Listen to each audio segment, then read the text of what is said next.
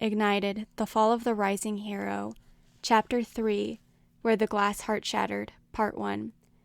The truck backed into the wide double doors of an old abandoned barn 5 miles into Arizona, stopping in front of a man with dark, curly, greased-back hair. Quixotic had arrived in the cage in the back of the truck in just his boxer briefs and his lab coat, the sleeve missing from where Phoenix cut it. "Well, don't you look like a snack?" Quixotic glared up from his sitting position in the cage to stare at his gang leader, who was wiggling around his spark plug fingers. "Is this my thank you present for picking you up?" the gang leader asked, his fingers shifting back into human fingers. "You know, I'm pretty good at controlling electronics and metals, but anything around 5 or more miles away is pretty hard for me to get a grasp on. So I say I was more than impressive." Quixotic forced his glare to become a smile, looking up into the greasy man's smug face. "Oh, you think everything I do is for you, Alloy. I mean, you are mine, after all." Alloy reached his hand forward to the cage. If by an incredible force, the steel bars bent, leaving an opening. But Quixotic knew better than to just get up just yet. Alloy entered the opening he made with his metal bending. "I mean, where would you even be right now without me?" asked Alloy, eyeing his prey while licking his lips. "I took you off the streets. You'd probably be some ghetto skank shaking your tiny ass for someone else right now." Alloy ripped the lab coat off of Quixotic's slender body and threw it aside, wrapping his sweaty, copper-colored arms around Quixotic's snow-white waist. "You got rid of your little stalker, right?" Alloy's hot breath rasped in Quixotic's ear. Quixotic looked at his shoulder. The hand mark Phoenix burnt into him back when they were teenagers was darkened and scabbed over, completely healed from its festering. But nothing could heal the festering hatred he had for Phoenix, who had pushed him against the wall in the locker room stall all those years ago. Phoenix's big, strong hand smoldering with fire as he gripped Quixotic's small, quivering shoulder. "We should celebrate," Alloy interrupted, kissing the old burn mark on Quixotic's shoulder. Quixotic winced as Alloy nipped at the spot. Alloy was always trying to replace Phoenix's mark with one of his own. "That's precisely the problem. He got away," said Quixotic, trying to keep calm. "Not only that, but he's also bound to find our hideout soon. He not only knows where your superpower is, but the range in which you can activate it. We have to move soon, or else we'll be compromised." "Gringo's really pissing me off," huffed Alloy, pulling away from Quixotic. "Fucker's the reason we had to abandon 20,000 whole kilos of coke in a warehouse." Alloy scowled, stuffing his hands into his jean pockets. His fingers brushed against a cold metal remote as his scowl turned back into a smile. "Hey, I mean, on the bright side, that machine I made for you is finished, though. I got it done and tested while you were out." Quixotic turned back around to face Alloy when he heard that. "Really?" "Yeah, we tested it out on 2 heroes we caught sneaking around here. Magnamar is basically just as weak and powerless as, well..." Quixotic didn't wait for the ending of that sentence. He ran over to the room where Magnamar was quarantined and chained to the concrete wall. Her eyes, that were once a bright magenta color, were now dark and glazed over. Her bright, fiery pink hair that could normally burn you if you got too close, now dull brown, and couldn't even scorch a fly. She looked so defeated. She didn't even flinch when Quixotic kneeled down and put his hand on her forehead. He then put a finger to check the pulse on her wrist and felt her steady heartbeat. "She's completely normal, completely human." "We still have Megalodon if you want to try it out for yourself," said Alloy, handing the remote to Quixotic. Quixotic stood in front of the window of the next quarantined room. A man who kept attempting to change himself into his shark form to try to break out of his shackles was inside the room. He was so focused on doing this that he didn't notice the 2 men standing in front of the glass window. Quixotic pressed the intercom button and brought his lips up to the mic. "You can keep trying to break out, but as I keep saying, it won't work.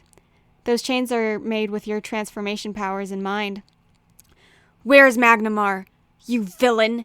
If you lay a finger on her, you're dead!" She's better than she'll ever be, and soon you'll be too, Taylor. His finger hit the button on the remote as the quarantine room filled with mist. Wait, what does that mean? What did you do? What did you... Ah! Megalodon screamed. His gills, shark teeth, and other mutated shark-like features began disappearing. Megalodon groaned in agony as his skin and bones were forcefully shifted around in his face and body. The moment the fog cleared, Taylor slumped down, his spiky brown hair flattened on his head, as sweat beaded down his tan, muscular chest. Even without asking, the prisoner knew what the villain did to him. He could feel it. His transformation powers were gone. It's finally airborne, Quixotic smiled. I knew you'd like my little machine, Alloy breathed into Quixotic's ear. It spreads out your little drug nicely and evenly as far as the hand of God can reach. Alloy wrapped his arm around Quixotic's waist, pressing into the smaller male with his hips. Alloy dug his callous fingers into Quixotic's boxer briefs and began sliding them off of his pale, slender frame, despite all the other gangsters that were still around them. You saved the blueprints for the machine, right? Asked Quixotic. Yeah, Alloy said, his breath becoming ragged and heavy already. Quixotic then forcefully shoved the bigger man off of himself before he could pull his boxer briefs all the way down. Startled, Alloy raised his eyebrow. Let's get one thing straight. I don't swing that way. Quixotic responded to the look. Even if I did, I wouldn't be the girlfriend, he laughed. You want to repeat that, growled Alloy. What needs to be repeated? I knew you were slow, but it's simple really. I got what I wanted from you, and now I don't need you anymore. Alloy's brown eyes started twitching as his blood began to boil. Who doesn't need who anymore? Alloy grabbed a tuft of Quixotic's black, messy hair and slammed his face into the dirt, shaking the ground so much that it knocked some of the tools off the sawing table, including the saw. You think you could just turn around and walk away from me, you dirty little cock slut? Huh? Yelled Alloy, twisting Quixotic's arm behind his back. After all these years, I was the only one who took you in. No one in their right minds would have invited a powerless little defect into their ranks. Now you think you could walk all over me? Ha! You and what superpower? I don't even need to use my powers to hold you down and fuck you like the useless little fuckhole you are. Alloy bent down, whispering into Quixotic's quivering ear. I'm so worked up. I'm not going to bother holding back. Besides, Asians are supposed to be little and submissive anyways, right? Alloy licked Quixotic's ear, his hand tightening around Quixotic's wrist as he pressed up against him. So why don't you be a good little wage slave for your boss and... Alloy froze as he felt a sharp blade press against his sweaty neck. He looked up to see one of his minions had turned his arm into a sharp blade. What do you think you're doing, Tin? Well, I don't know about the others, but the ability to take away superpower sounds a lot more useful than moving around a couple old trucks with metal bending powers, said Tin, leisurely scratching the stubble on his sunburnt neck with his other hand. Besides, your machine just makes it a bit easier, not impossible. I mean, it's Quixotic's formula that we really need to take over the world. Yeah, once we take away superheroes' superpowers, we won't have to just push drugs anymore, said one of the villains. If we're the only ones with superpowers, we could live like gods over the masses, said another villain. Alloy looked around at his gang. He knew if he went any further, he would have a mutiny on his hands. Tin pushed the blade up against Alloy's neck until blood dripped from it. Alloy laughed hollow, letting go of Quixotic's head. Tch, if you all want to follow a defect without any super abilities, then fine. The greasy thug wiped his hands on his stained white wife-beater. Then follow him to hell! Alloy turned around, his fingers shifted to spark plugs again. He took control of the truck Quixotic came in on. It swerved around, making a sharp turn at full speed. Dust flung up in the air, obscuring everything as the truck headed right towards Quixotic. Hearing a thunk, Alloy smiled triumphantly, before some of the dust cleared to reveal that the truck rammed into the saw table, and Quixotic was not there. What the? Where did he... But before Alloy can figure out what happened for himself, a loud sound came out of the smoky cloud of dust behind him. Alloy turned around just in time to see the chainsaw hit him in the face as it dragged down his body, splitting him in half. Quixotic panted, holding the blood-splattered chainsaw in his shaking hands. The gang leader's corpse hit the floor with a thud. The rest of the gangbangers in the barn froze and stared at their old boss's cut-up corpse. "Hey, Tin Can Tim." Quixotic broke the silence as he turned from the dead Mexican to the redneck in the cowboy hat. "Thanks for standing up for me back there. You're a real pal." "It's nothing, just as long as you keep your promise," said Tin Can Tim. Quixotic smiled as he looked at the long, blonde-haired man in a plaid t-shirt and jeans. His next words resonated with every villain in the barn as they left his mouth. "I promise." Phoenix sat in the passenger seat of the delivery truck, his brown eyes staring out the window at a stretch of sandy desert and saguaro cactus. The overweight truck driver reached into the donut box sitting beside him, taking out what had to be his 5th donut. "So, you're going to that old Yoga high school, huh?" asked the overweight truck driver, taking a bite out of his donut. "Uh-huh," Phoenix hummed, leaning his head on the window. "For some old school reunion or something?" the truck driver said with his mouth full. "Mm-hmm." "Now, I had thought that old school had closed down some years ago. It's still holding reunions, huh? Place looked pretty boarded up to me. You know, pal, if you want, I could..." "Oh, come on!" The truck shook as the man hit a pothole in the road. His donut fell to the floor, rolling away from him to the back of the truck, wedging itself between 2 metal beams. "Darn it!" Taking his eyes off the road for a moment, he stretched his hands towards his donut as the truck began to dip into the next lane. "Fucking watch the road!" Phoenix yelled. Phoenix leaned over, grabbing the truck's wheel. Both him and the other van swerved out of the way, barely nicking each other. The truck driver bit his lip. His arms stretched like an elastic bungee cord all the way to the back of the truck to grab the donut. Once he got his sugary treat, the man then bit into it, getting sprinkles all over his red beard. Phoenix looked at the portly man and his dusty floor donut, then looked into the bag. It had 10 other donuts, perfectly clean and whole. "What? Want one?" The truck driver shook the bag towards Phoenix, inviting him to take one. But Phoenix just let the man take back the wheel, turning back towards the window. His dull orange locks pressed against the glass. "You must be real fun on road trips," scoffed the driver. "Hey, so, as I was saying, the school might be boarded up. So if you want me to wait a bit with you, I have to lift these heavy metal beams. I could use an excuse to wait another few days." "It's fine," said Phoenix. "I know where I'm going."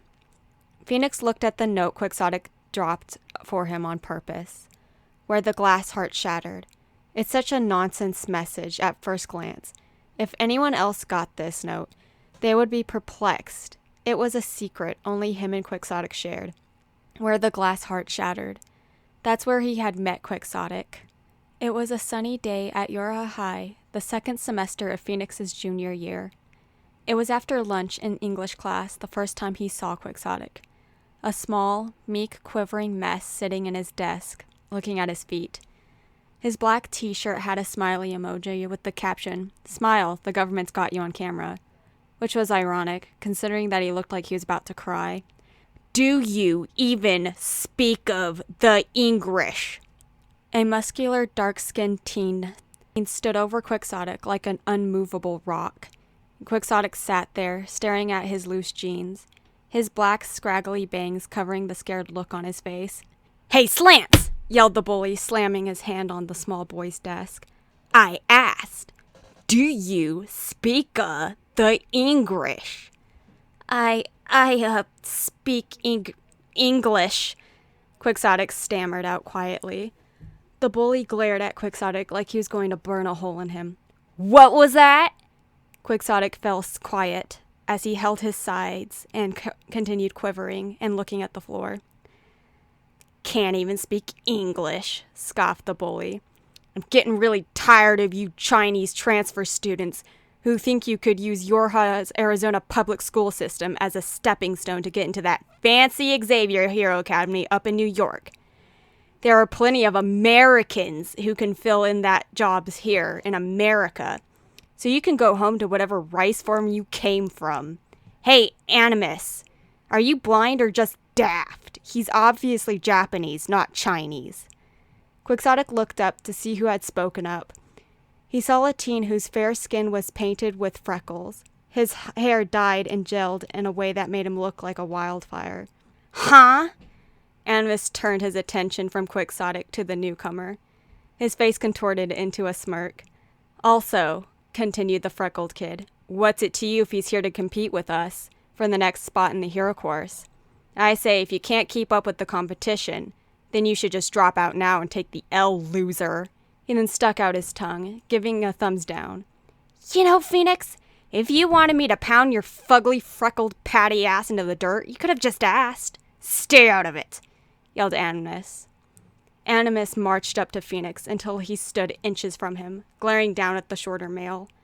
Quixotic could tell that even though the teen with the wildfire hair was still taller than him, the darker teen was bigger and bulkier, and could clearly outmatch the other if they were to fight without superpowers. I would, but with your big fat lips flapping so loudly, I wouldn't be surprised if the math building across the school could hear you. Oh yeah? You want to talk about my big mouth? At least my handsome looks are natural. You dye and gel your hair so much, you take longer to get ready in the morning than my bitches. Phoenix unconsciously ran his hands through his dark red spiked hair. Well, at least I care how I look. What's that moisturizer you're using? Asked Phoenix smugly. Morning ass sweat. You look and smell like shit.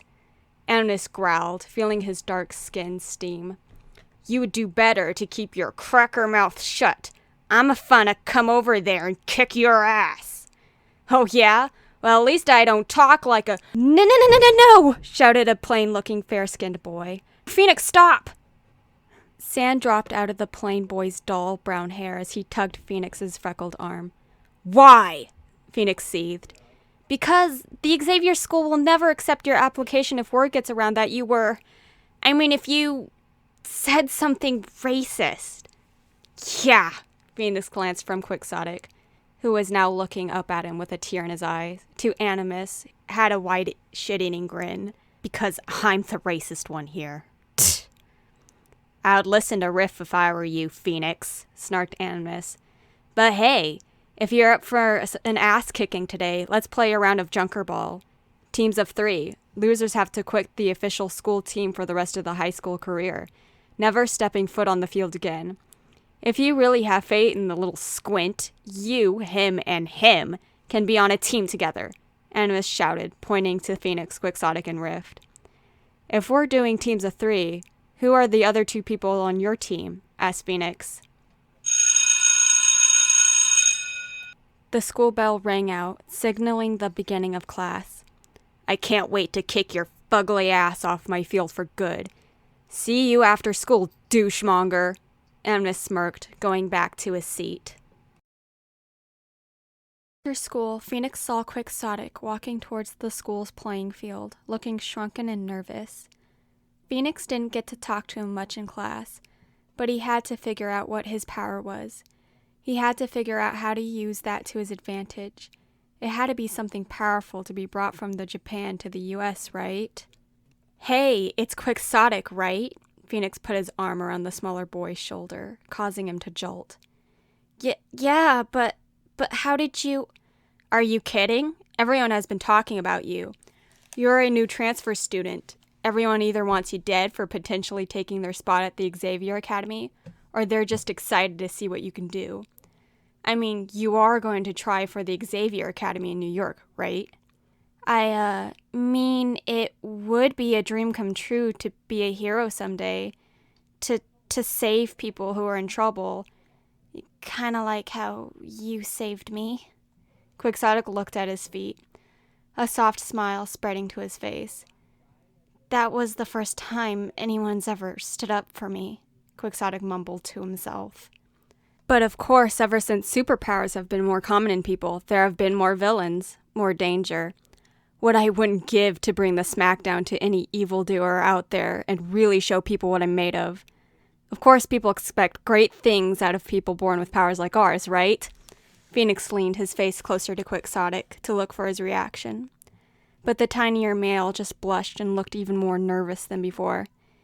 Yeah, but I mean, not to brag or anything, but I'm pretty much a born hero, said Phoenix, unwrapping his arm from around Quixotic and igniting it. My flames are not only big and flashy, but they can take out bad guys in a cinch. Quixotic continued to stare in amazement as the pyromancer's fire danced across his arm, barely coming up to touch his black tank top sleeve, in a beautiful display of power and control. That's incredible, Quixotic smiled as he pulled out a notebook. Can you tell me more about how it works? Is this guy seriously taking notes? Thought Phoenix. Oh, I get it. He wants me to tell him all about myself while he keeps me in the dark about his power. Well, two can play at that game. I mean, it's cool and all, but I bet it's nothing compared to what you can do, right? Asked Phoenix. What is your superpower anyways? Well, Quixotic looked down at his feet while clutching the notebook in his hands. Hey, Phoenix! Yelled Rift from across the field. Animus didn't show up. Think he flaked? Phoenix scanned the field, looking for the bigger teen, but he didn't see him anywhere. Knowing that guy, said Phoenix, he should have been here earlier to rub how good he and his team are in our faces. It's really not like him to be late. Rift glanced at Quixotic, noticing the sketch in his notebook. Is that Phoenix? Asked Rift. Phoenix turned his attention to Quixotic, only catching a glimpse of the page before Quixotic clutched the notebook to his chest.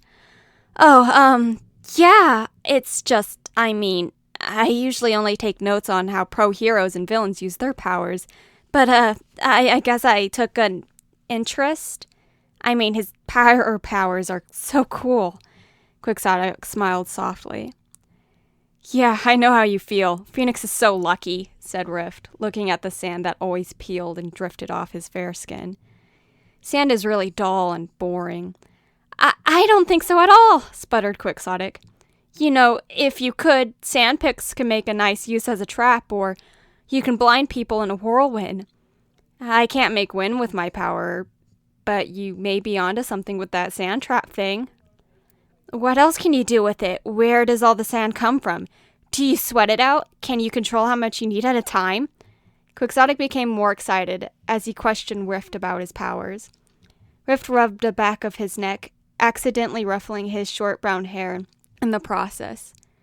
Rift then looked over towards Phoenix. A soft smile began to appear on his face.